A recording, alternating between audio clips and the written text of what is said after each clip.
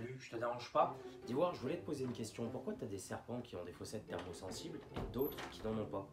Si, j'étais occupé, mais c'est pas grave. Tu poses une question très pertinente, donc je vais y répondre. Mais il va falloir qu'on prenne un petit peu de temps pour que tu comprennes bien à quoi peuvent servir ces fossettes thermosensibles. C'est bon pour toi? Oui, prends ton temps, moi j'ai tout mon temps de toute façon.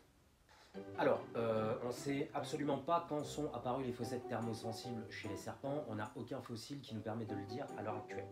Par contre, moi personnellement, ce que j'ai pu remarquer avec mes animaux, c'est que tous les serpents qui sont équipés de fossettes thermosensibles et que j'ai à la maison sont des serpents avec des habitudes de vie nocturnes. Ok, mais je vois pas forcément le rapport là. Laisse-moi terminer s'il te plaît, j'y viens. Si tu regardes, nous, en tant qu'êtres humains, on se sert aussi de caméras thermiques. Pourquoi est-ce qu'on s'en sert à ton avis? Pour y voir mieux dans le noir. Bingo, t'as tout compris, tu vois, t'es pas si bête. Je sais pas trop comment je dois le prendre là. T'inquiète, venant de moi, c'est un compliment. Bon, reprenons les choses sérieuses.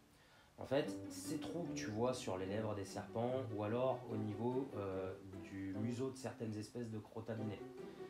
À l'intérieur, tu vas avoir une membrane qui va être parcourue de nerfs, de muscles et de vaisseaux sanguins. Et ces membranes vont capter la chaleur de l'environnement. Cette chaleur va être retransmise au cerveau sous forme d'image, un peu comme une caméra thermique. Et ça va leur permettre de pouvoir repérer des points chauds et des points froids. Donc ça va permettre aux animaux de pouvoir repérer la journée où il fait très chaud par exemple, des points où ils vont pouvoir se mettre à l'abri qui sont plus frais. Et la nuit, ça va pouvoir leur permettre de repérer des zones un petit peu plus chaudes où ils vont pouvoir se réchauffer s'ils en ont besoin.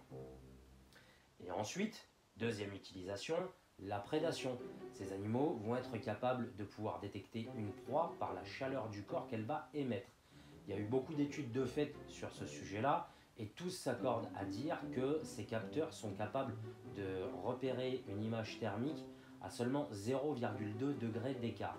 Donc ça veut dire qu'une proie qui serait dans un environnement à 20 degrés aurait une température corporelle de 20,2 degrés, il serait capable de la repérer précisément dans l'environnement. Ok, mais c'était pas ça ma question, monsieur Encarta, c'est pourquoi tu as des serpents qui en ont et d'autres pas.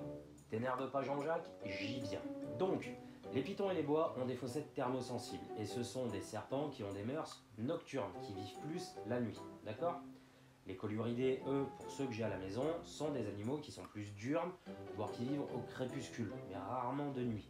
Alors, quand ils sont petits, ils ont plus tendance à sortir de nuit, mais une fois adultes, ils ont clairement une activité qui est plus en milieu de journée, voire fin de journée.